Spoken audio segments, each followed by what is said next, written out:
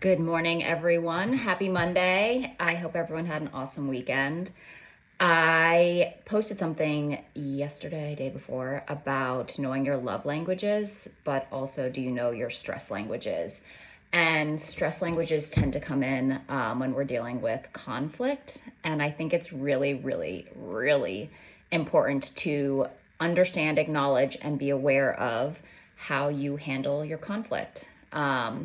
Because conflict is inevitable in all relationships. It is a necessary. First of all, it's like necessary for growth, but it is a part of all relationships. There's no completely peaceful, calm waters when it comes to our relationships. And I think a lot of people tend to be conflict avoidant because it's easier to just sweep it under the rug and yes the situation to death and just like move on, right? Like people love to do that. And at the end of the day, having healthy conflict is our goal, but be aware of how you are handling your stresses, especially towards your partnerships, friendships, family. I personally, the reason why I even started therapy, I don't even know how long ago I started therapy, 7 years ago, was because my partner at the time was like, when we are in conflict, you go from like 0 to 60 and it's not okay. And it's true. I was raised in a household where yelling was the acceptable version of conflict. And so that is what I learned. It was a learned behavior. And I've had to unravel that and really work on it. Luckily, that side of me rarely comes out. And I apologize to anyone that's had to experience that side.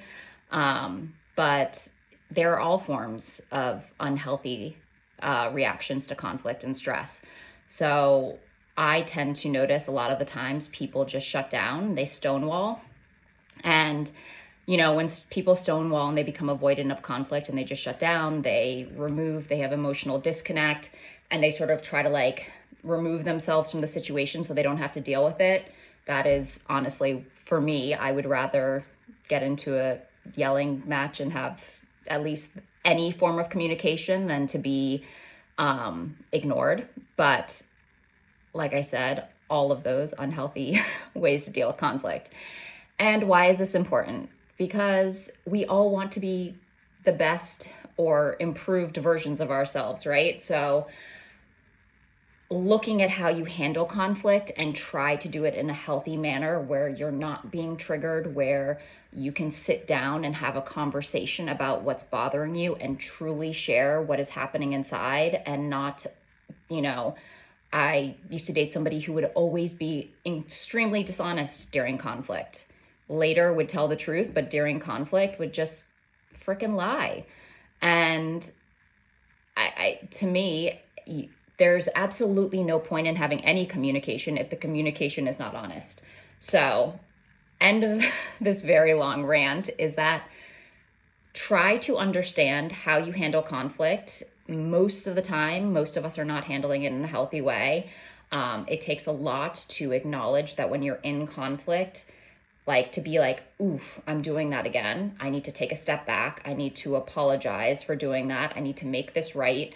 And I need to sit down and just have a healthy conversation about what is bothering me or what is bothering them, and then work towards not doing that thing again, and work towards just communicating calmly and in peace. It is absolutely possible to have conflict in a healthy, calm manner.